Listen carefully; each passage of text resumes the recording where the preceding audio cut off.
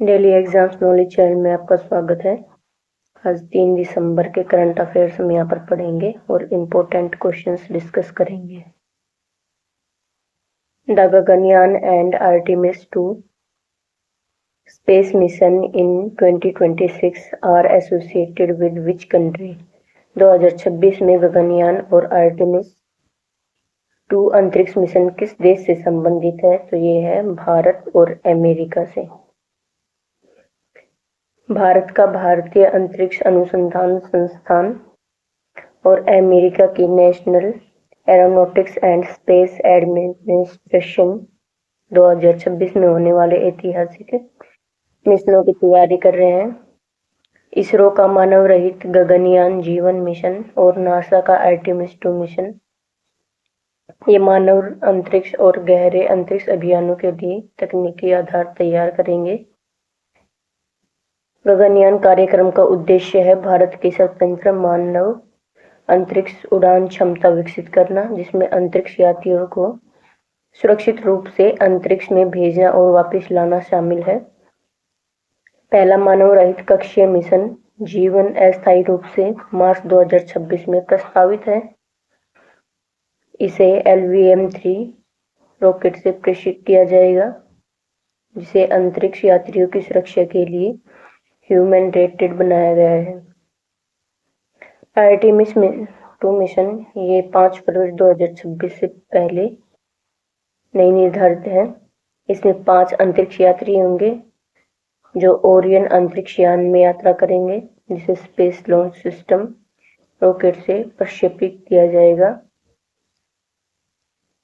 1972 के अपोलो 17 के बाद पहला मानव मिशन होगा जो निम्न कक्षा पृथ्वी कक्षा के Which state become the first constitute the 8th पे कमीशन? 8वां पे कमीशन गठित करने वाला पहला राज्य कौन सा बना है? तो ये है असम।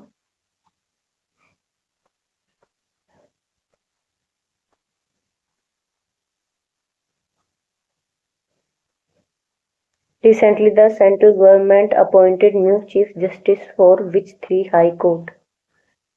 हाल ही में केंद्र सरकार ने किन 3 हाई कोर्ट के लिए चीफ जस्टिस नियुक्त किए हैं?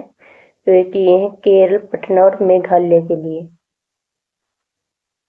केंद्र सरकार ने केरल, पटना और मेघालय उच्च न्यायालयों के लिए मुख्य न्यायाधीश की नियुक्ति की और स्थानांतरण की अधिसूचित किया है। यह निर्णय दिसंबर 2025 में भारत के मुख्य न्यायाधीश की अध्यक्षता वाले सुप्रीम कोर्ट कोलेजियम की सिफारिशों के अनुरूप किया गया। इन नियुक्तियों और स्थानांतरण को भारतीय संविधान के अनुच्छेद 222 और अनुच्छेद 217 के तहत किया गया।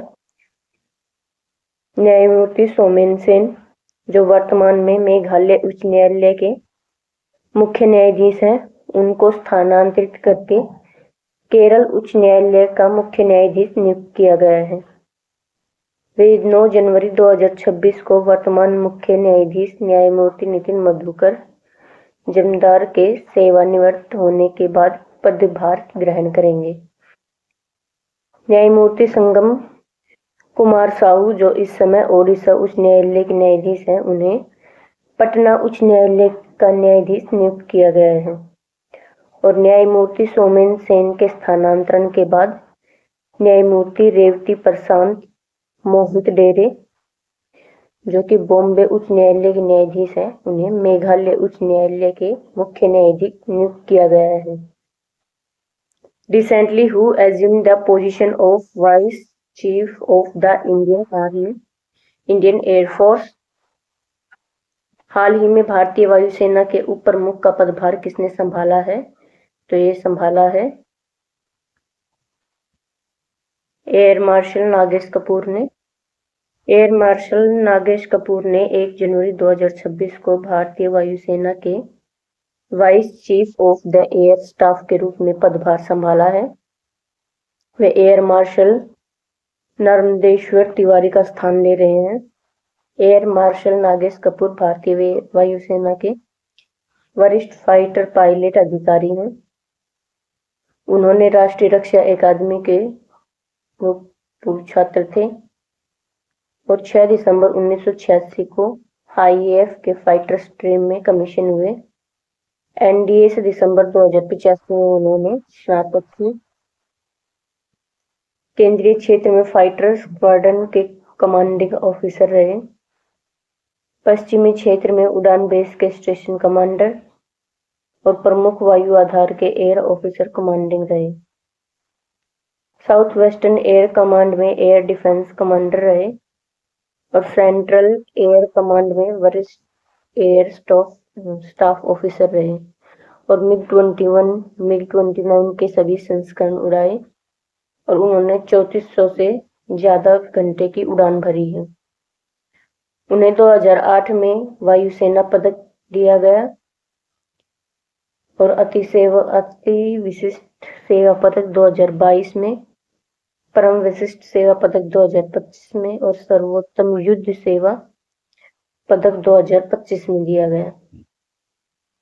Recently, where was the first jallikattu 2026 event held in Tamil Nadu? हाल में तमिलनाडु में जल्लीकुट्टी 2026 का पहला कार्यक्रम किस स्थान पर आयोजित किया गया है थाचनकुरुची में।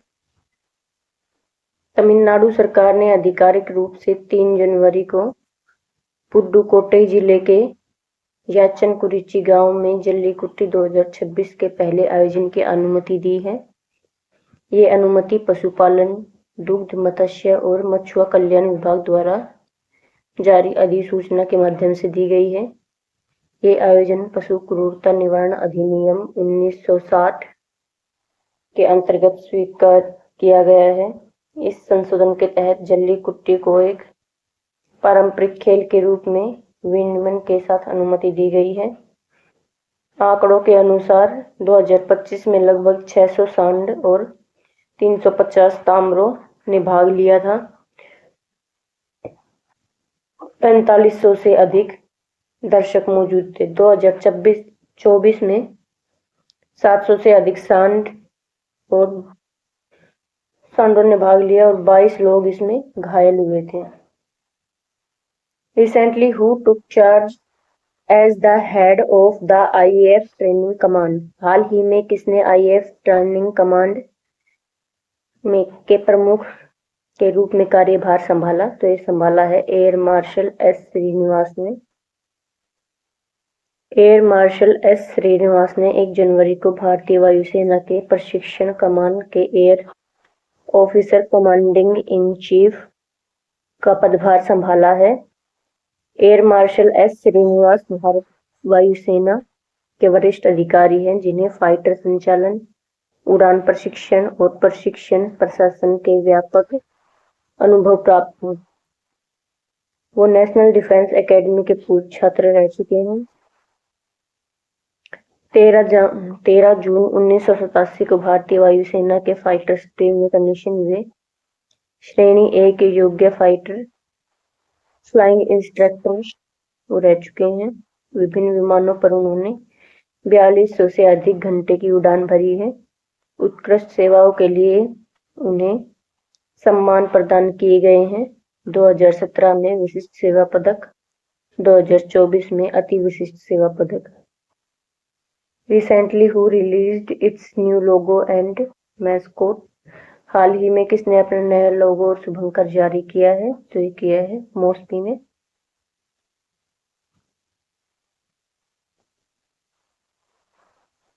The Goa government has approved the creation of a third district, which is headquartered in which palace? Goa सरकार ने तीसरे जिले के गठन को मंजूरी दी। उसका मुख्यालय किस स्थान पर है? वो है क्वेप्पेम में। राज्य मंत्रिमंडल की मंजूरी के बाद गोवा को दक्षिण गोवा से अलग करके तीसरा जिला मिलेगा। इसका मुख्यालय क्वेप्पेम में होगा।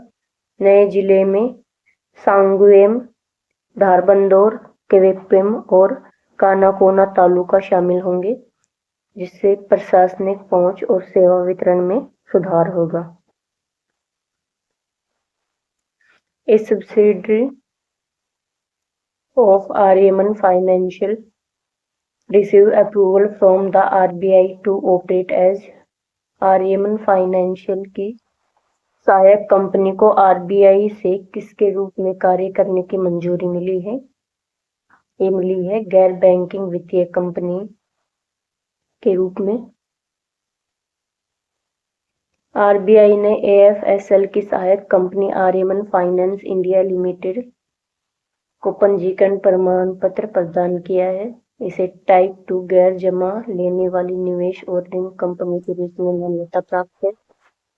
ये संस्था ऋण और निवेश गतिविधियां कर सकती है लेकिन सार्वजनिक जमा स्वीकार नहीं कर सकती। एएफएसएल एसबीआई द्वारा पंजीकृत श्रेणी 1 का मर्चेंट बैंकर है जो लघु और मध्यम उद्यमों के लिए धन जुटाने पर केंद्रित है। Recently, the number of broadband subscribers in India crossed how many crores? हाल ही में भारत की ब्रॉडबैंड ग्राहकों की संख्या कितने करोड़ के पार हो गई हो? तो ये हो गई है 100 करोड़ के।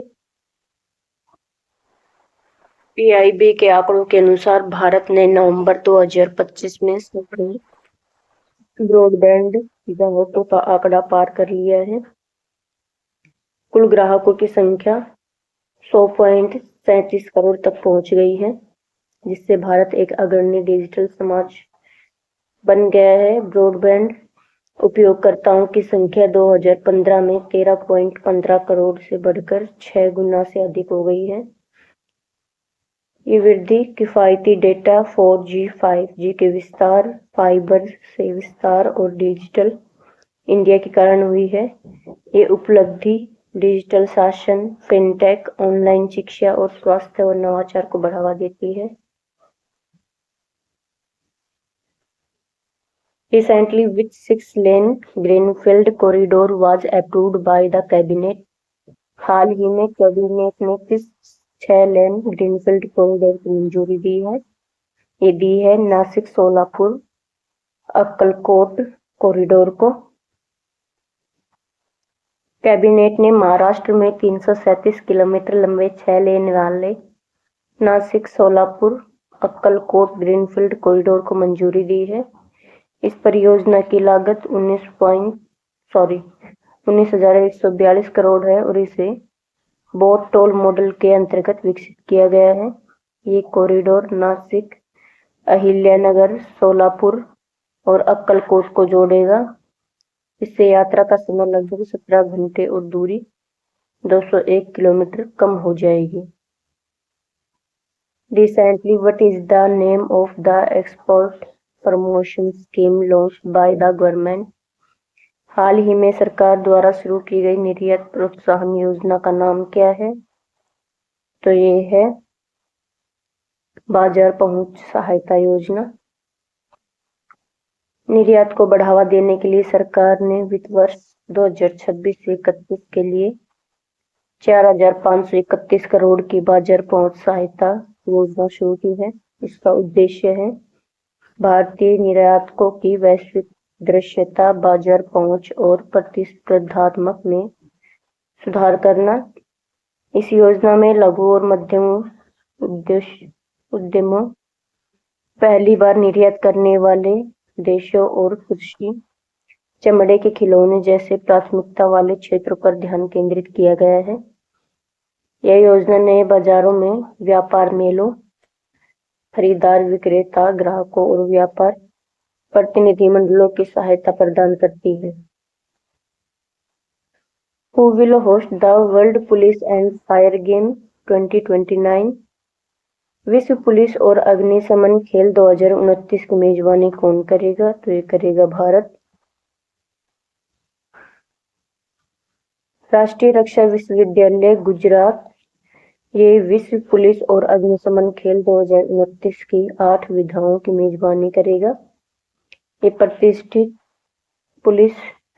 विश्व पुलिस और अग्निशमन खेलों की भारत की पहली मेजबानी है।